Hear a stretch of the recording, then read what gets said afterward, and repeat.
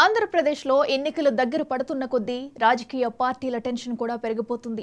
వైఎస్ఆర్సీపీని గద్దె దించడమే ఏకైక లక్ష్యంగా భావిస్తున్న కూటమిలో టిక్కెట్లు దక్కని ఆశావాహులు రెబల్స్ గా తయారవుతున్నారు.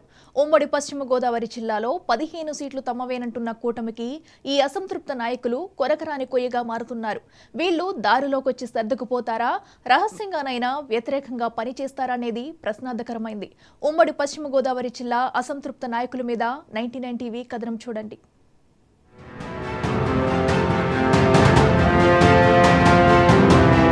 వైసీపీ ప్రభుత్వాన్ని గద్దె దింపడమే లక్ష్యంగా అదే నినాదాన్ని అజెండాగా చేసుకుని టీడీపీ, జనసేన, బీజేపీ కూటమి ఖరారైనప్పటి నుంచే ఆశావాహుల గుండెల్లో గుబులు మొదలైంది. ఎవరికి వారే పైకి ధీమాగా కనపడుతూ పార్టీ నిర్ణయానికి కట్టుబడతామని చెబుతూ వస్తున్నా లోలోపల అనుమానం వెంటాడుతూనే ఉంది. చిలకలూరుపేటలో జరిగిన ప్రజాగళం సభ ద్వారా కూటమి పార్టీలు తమ కార్యకర్తల్లో ఉత్సాహం నింపినా ఒక్కో జాబితా ప్రకటించే కొద్దీ నిరాశాపరుల జాబితా కూడా పెరుగుతూనే వచ్చింది. కూటమిలో సీట్ ఆశించి భంగపడ్డ అభ్యర్థులు క్రమంగా అసమ్మతి గళాలు విప్పుతున్నారు. ఇది గమనించిన టీడీపీ అధినేత చంద్రబాబు నాయుడు అసమ్మతి నేతలను పార్టీ కార్యాలయానికి పిలిపించి వారిని బుజ్జగిస్తూ ఉన్నారు.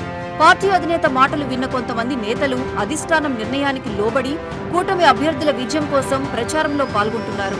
మరికొందరు ఆశావాహులు మాత్రం మెట్టు దిగేది లేదంటూ బెట్టు చేస్తున్నారు.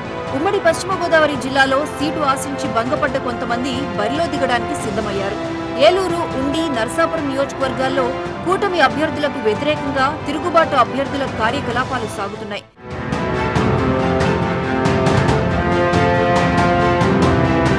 ఏలూరులో ఎన్డీఏ కూటమి అభ్యర్థిగా టీడీపీ నేత బడేటి చంటికి టికెట్ ఖరారైంది. దీంతో ఇక్కడ టికెట్ ఆశించిన జనసేన పార్టీ నేత రెడ్డి అప్పలనాయుడు ఏలూరు సీటు తనకే ఇవ్వాలంటూ నిరసన కార్యక్రమాలు చేపట్టారు. టికెట్ ఇవ్వకపోతే రెబల్ అభ్యర్థిగా పోటీకి సిద్ధమన్న సంకేతాలు పంపారు. ఈ పరిస్థితుల్లో ఏలూరు నియోజకవర్గం కూటమి అభ్యర్థికి జనసేన సపోర్ట్ ప్రశ్నార్థకంగా తయారైంది. మరో నియోజకవర్గం ఉండి పరిస్థితి ఇంకో రకం.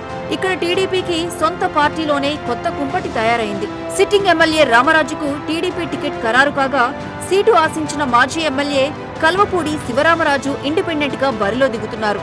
గత ఎన్నికల్లో టీడీపీ అధినేత ఆదేశాల మేరకు నరసాపురం ఎంపీ అభ్యర్థిగా పోటీ చేసి తన అనుచరుడైన రామరాజును ఉండిలో బరిలోకి దింపి గెలిపిస్తే ఇప్పుడు తనకే వెన్నుపోటు పొడిచారని శివరామరాజు ఆవేదనతో ఉన్నారు.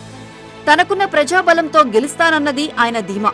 ఇక నరసాపురం నియోజకవర్గం విషయానికి వస్తే కూటమి అభ్యర్థిగా జనసేన నుంచి బొమ్మిడి నాయకర్ బరిలో ఉన్నారు. ఇక్కడ సీటు ఆశించి భంగపడ్డ మాజీ మంత్రి కొత్తపల్లి సుబ్బారాయుడు, టీడీపీ మాజీ ఎమ్మెల్యే బండారు మాధవనాయుడు, కోవలి నాయుడు ఏకమై ఒక రెబల్ అభ్యర్థిని పోటీకి దింపేందుకు సిద్ధమవుతున్నారు. దీంతో కూటమి అభ్యర్థి బొమ్మిడి నాయకర్కు ఎదురుదెబ్బ తగిలెట్టుంది.